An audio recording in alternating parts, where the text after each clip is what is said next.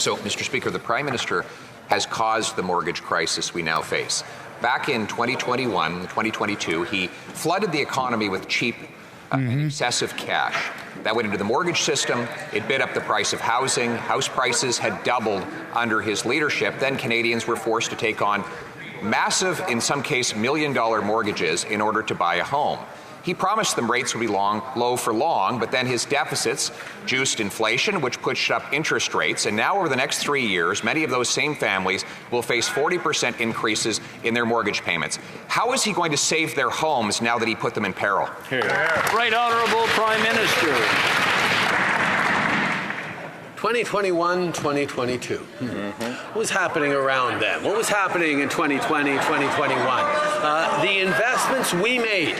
Oh my God, this is getting so good. The pandemic, the investments we made to support small businesses, to support our frontline health workers, to ensure that we got through this extraordinarily difficult time in one of the best situations with some of the fewest deaths of all of our peer countries.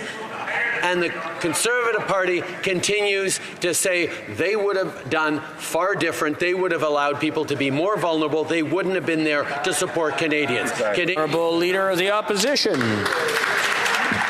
2021, 2022, I'll tell you what was happening. I'll tell you what he was doing. He was trying to stuff $500 million into the We Charity to help a group that had paid off his family. We know that he gave money to Frank Bayless's company. We know that 40% of all the deficits he had. Oh my God, Pierre. To do with COVID, according to the PBO. We know he added $100 billion of debt before COVID ever happened, and now he's adding hundreds of billions more now that COVID is done. So he's got to stop using the COVID excuse and start answering the question. People don't know how they're going to pay their mortgages. That's why I've had it times about that question. Will he finally answer it? How will they pay their mortgages? Oh my God, Pierre. Mr. Speaker, over the past years, we've been investing in Canadians in targeted, non-inflationary ways. It's the most bullshit non-answer. GST credit, with dental supports for families under 12, with investments that have cut childcare fees in half, Mr. Speaker. These are all things that the Conservative Party stands against and indeed says they would cut. And I ask you, Mr. Speaker, and them through, how would cutting programs for Canadians help them in this difficult time? That's right. Leader of the Opposition. Let me break it down. I've been trying with 20 questions to get him to understand. Here's the domino effect. His spending causes deficits, which cause inflation, which cause interest rates to go up, which cause defaults. How do you reverse that? You stop the deficits, which stops the inflation. Talking to him like a kid. Which stops the interest rates from going up, which stops the defaults. What part of that doesn't he understand?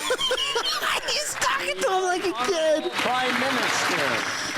Mr. Speaker, once again, never letting the facts get in the way of a good political argument is the Leader of the Opposition's modus operandi. He says if we were to raise childcare fees in Canada instead of cutting them in half, if we were to not deliver dental care for young kids across this country, then suddenly inflation, which is impacting the world all over, would suddenly drop. That Canada is so important in the world that our lowest deficits in the GDP are contributing massively to this global inflation context. It is complete garbage from the Leader of the Opposition, Mr. Speaker. He broke it down like a little kid. It's okay. It's okay, Trudeau.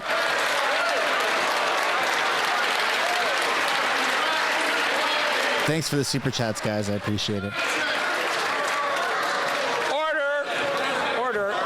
I want to see Mr. Speaker walk out. We started off fairly well, but it's deteriorating here. I just want to, I want to remind, order.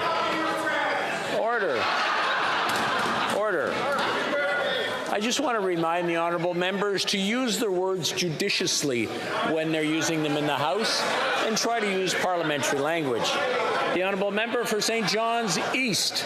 Mr. Speaker, our government believes in that close collaboration with our provincial and territorial counterparts is essential. When we put partisan differences aside and the interests of Canadians first, anything is possible. I understand that the Minister of Rural Economic Development was in Newfoundland and Labrador last week, hosting a federal, provincial, territorial meeting on rural economic development. Can the Prime Minister share with the House the significance of this meeting and what it means for rural Canadians? The Right Honourable Prime Minister. Mr. Speaker, I want to thank the member for St. John's East for her question and her hard work. Last week in Newfoundland, we hosted the first ever FPT meeting dedicated to building strong and thriving rural communities. Joined by Indigenous leaders and rural experts, they discussed how to continue building a collaborative, coordinated approach to helping rural communities succeed. Whether it be on connectivity, on workforce issues, or on climate resilience, we owe it to Canadians to work together. When we do, we can make transformational changes to all communities, and that's what we will continue to do. Honourable Member for Burnaby South. Punjabi international students who place their trust in unscrupulous consultants in India have been defrauded. Oh, he's not wearing his Rolex today, is he? Devastating consequences of deportation. I'll be asking for a unanimous consent motion later on to support these students, but my question is to the Prime Minister. Will the Prime Minister stay the deportation of all these students that are impacted and provide a pathway to permanent residency for these students? The Honourable Prime Minister. He could ask so many questions, and that's what he chose. Aware of cases of international students facing removal orders over fraudulent college acceptance letters. To be clear, our focus is on identifying the culprits, not penalizing the victims. Victims of fraud will have an opportunity to demonstrate their situation and present evidence to support their case. We recognize the immense contributions international students bring to our country, and we remain committed to supporting victims of fraud as we evaluate each case. Member for Saanich Gulf Islands. Thank you, Mr. Speaker. The Prime Minister is right about this one thing. Climate change is real, but the policies Of course, of the Green current Party. government do not meet the requirements of the moment. We're in a climate emergency. Our eyes are burning in this place.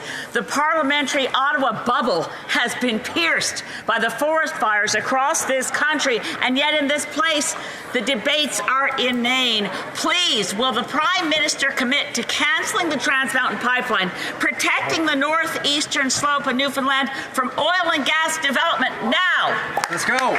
The Right. We should all hold hands and sing I Kumbaya. agree with my honourable colleague that it is unfortunate that in this House we continue to have to debate over whether or not climate change is real.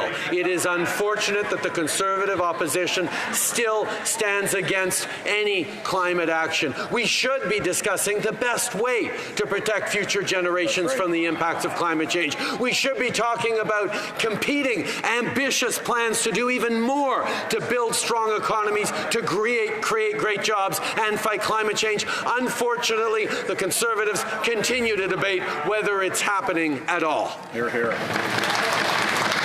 I'm afraid that's all the time we have for questions. Thank the Lord. Oh my goodness. I can't stand another second of that right now. Well, that was extremely entertaining. Thanks for watching the video to the very end. If you'd like to subscribe, I've made it very easy. You can do so by clicking right there. If you'd like to watch another House of Commons highlight clip, you can do so by clicking right there. And if you'd like to subscribe to my main channel, Mistersunshinebaby, where it's all Canadian political news, then you can do so by tapping up there.